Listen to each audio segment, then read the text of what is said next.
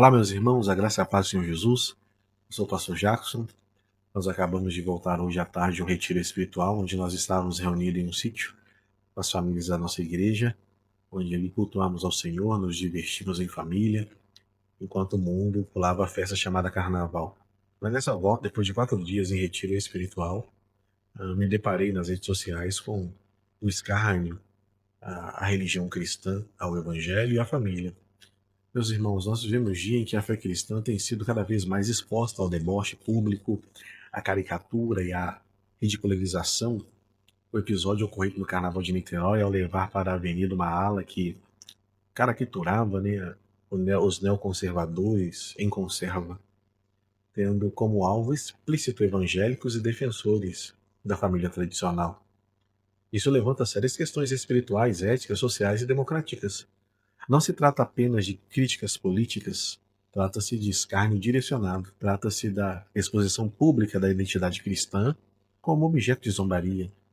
E isso exige uma reflexão séria, uma reflexão bíblica e coerente. A Escritura nos ensina que o povo de Deus sempre foi alvo de desprezo quando ele permanece fiel à verdade. O próprio Cristo ele declarou em João 15,18: Se o mundo vos odeia, sabei que, primeiro do que a vós outro, me odiou a mim. Meus irmãos, a rejeição à fé cristã não é novidade. Desde os profetas, passando pelos apóstolos, até a igreja ao longo da história, a fidelidade à palavra de Deus sempre provocou oposição. E Paulo afirma, em 2 Timóteo 3,12: Todos quantos querem viver piedosamente em Cristo serão perseguidos. Quando símbolos, valores, convicções cristãs são transformados em caricatura pública, especialmente com recursos estatais, surge uma pergunta inevitável: isso ainda é liberdade artística ou já se tornou intolerância religiosa seletiva? A Constituição brasileira garante liberdade religiosa e proteção contra a discriminação. Porém, nós podemos ver que na prática certas crenças parecem gozar de blindagem cultural, enquanto o cristianismo se torna alvo preferencial de escárnio social. Isso revela não apenas a incoerência jurídica, mas um problema moral profundo. E a palavra de Deus é clara quanto ao respeito devido à fé e à consciência. E mais, em Romanos 12,2 diz que não vos conformeis com este século, mas transformai-vos pela renovação da vossa mente. A fé cristã não pode ser reduzida a um rótulo político. Professar valores bíblicos não significa aderir automaticamente a uma ideologia. O cristão não pertence nem à direita nem à esquerda. O cristão, ele pertence a Cristo. O nosso compromisso é com o reino de Deus, com a verdade revelada nas Escrituras, com a santidade, com a justiça, com a vida e com a família, conforme o plano de Deus. A Confissão de Fé de Westminster nos lembra, no capítulo 20, o seguinte: que Deus é o único Senhor da consciência. Nenhum governo, movimento cultural ou projeto ideológico tem autoridade para moldar a fé da Igreja ou redefinir seus valores. Quando a crítica é seletiva, ela deixa de ser crítica e se torna militância. Quando a sátira escolhe apenas um grupo religioso como alvo constante, ela perde seu caráter artístico e assume contornos de intolerância. Quando recursos públicos são usados nesse processo, fere-se o princípio da isonomia e do respeito institucional. O apóstolo Pedro nos orienta sobre como responder a isso. Ele diz lá na sua primeira carta, no capítulo 3, aos crentes da dispersão, no versículo 15: Antes, santificai a Cristo como Senhor em vosso coração, estando sempre preparados para responder com mansidão e temor a todo aquele que vos pedir razão da esperança que há em vós. A nossa resposta não deve ser o ódio, mas a firmeza. Não deve ser a violência, mas o testemunho fiel. Não deve ser o silêncio covarde, mas a proclamação clara da verdade em amor.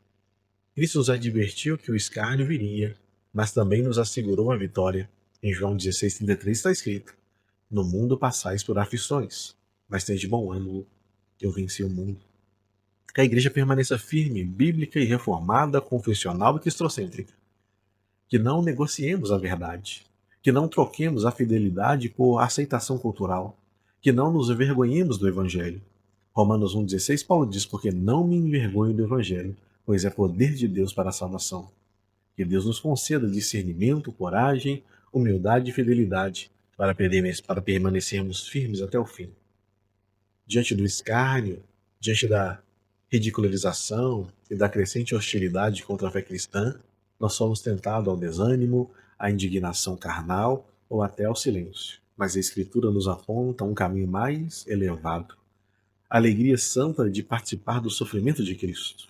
O apóstolo Paulo, escrevendo da prisão, ele declara: Agora me regozijo nos meus sofrimentos por vós e preencho a minha carne o que resta das aflições de Cristo, em favor do seu corpo, que é a igreja. Colossenses 1:24. E ainda inteira em Filipenses 1:29.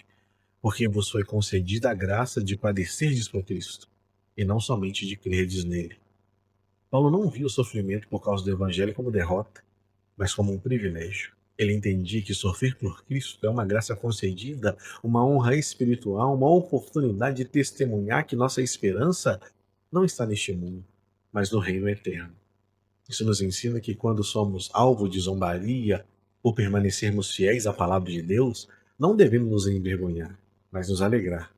Não porque gostamos da dor, mas porque nós somos considerados dignos de sofrer pelo nome de Jesus.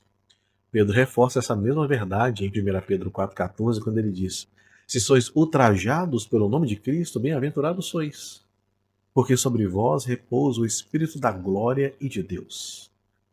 A igreja primitiva entendeu isso profundamente. Em Atos, nós lemos que após serem açoitados, os apóstolos, lá em Atos 5,41, eles disseram: retiraram-se do sinédrio, regozijando-se por terem sido considerados dignos de sofrer afrontas por este nome. Essa é a espiritualidade bíblica. Não uma fé frágil, dependente de aplausos culturais, mas uma fé robusta, forjada no fogo da provação. Por isso, a nossa resposta não deve ser o ressentimento, mas a fidelidade a Deus. Não a vingança, mas o testemunho. Não o silêncio, mas a proclamação humilde e corajosa da verdade. O sofrimento por Cristo nos conforma mais à sua imagem. Ele nos purifica, nos fortalece, fortalece a nossa esperança e nos lembra que a nossa pátria não está aqui. Romanos 8,17 nos diz que com ele sofremos, também com ele seremos glorificados. Que o Senhor nos conceda graça para permanecermos firmes, alegres e fiéis, mesmo quando a cultura zomba, rejeita e distorce a nossa fé. E que possamos dizer como o apóstolo Paulo: porque para mim o viver é Cristo e o morrer é lucro. Que a nossa vida, a nossa postura e a nossa perseverança proclamem Cristo, que é digno, mesmo quando isso nos custa a nossa reputação, o nosso conforto, a nossa aceitação social. Meus irmãos, as portas do inferno jamais prevalecerão contra a igreja do Senhor Jesus Cristo. Só lhe deu glória. Que Deus abençoe e que essa palavra seja uma palavra de alento para a vida de cada irmão e cada irmã que está neste mundo. Em nome de nosso Senhor Jesus Cristo.